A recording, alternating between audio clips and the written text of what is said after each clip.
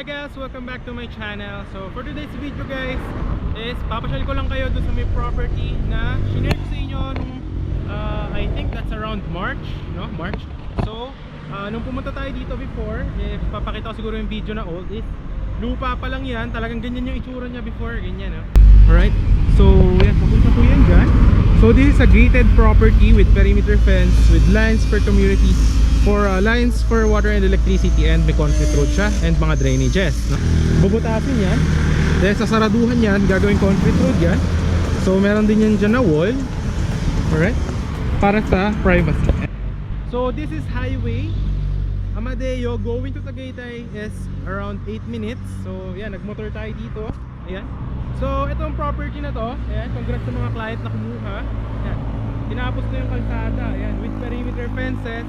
So malapit na siya mapagawan ng mga inyong mga clients ng mga dream house nila, or tawag nito ng mga mini garden. So yan, along highway lang siya mismo. Ayan. And napakalaki ng entrada niya. So 10 meters wide po ang entrance. Ayan.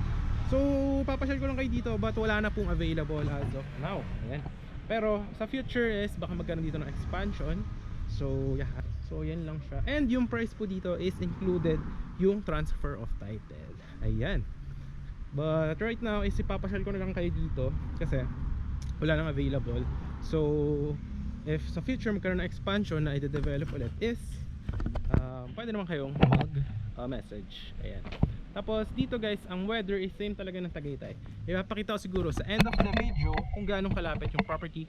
Magmamotor tayo from here going to Tagaytay para malaman nyo kung gaano kalapit yung property na to doon. Ayan, so yan yung perimeter fence. Ayan. And yung property, ito siya, kita nyo naman, napakasariwa ng hangin. Ayan. So perfect if you are an OFW and alam mo yun, meron sariwang hangin na pwede mong tayuan ng dream house mo. Then there will be lines for electricity, water. May LTE signal din dito and napakalapit sa munisipyo ng Amadeo. So around siguro mga 2 or 3 minutes nandun ka na siguro. Ayan. So maganda dito ng malamig. So kung retirement ang hanap mo, ito, I will definitely advise this property. But as of now kasi sold out na to. If you are looking for other properties na may available, is meron po tayo dito sa may Silang, sa may Mendez. Ayan. So you could message me. But ita-develop pa lang din yun. Same lang din ito. So kita nyo naman yung lapad ng kalsada nito. Is ganito din yung magiging development after the development. And siguro ipapakita ko rin yung sample ng mga project na tinatapos na, yung mga client nagtayo na ng house nila. So papakita ko yan dito.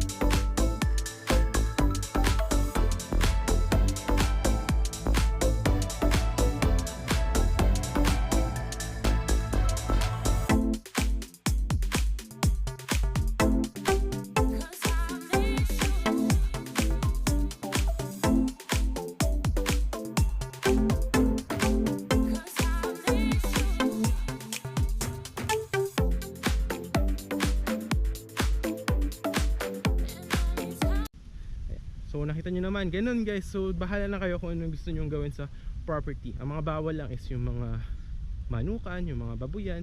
Yan kasi medyo maamoy siya. So bawal yun kasi maapektuhan yung other residents din.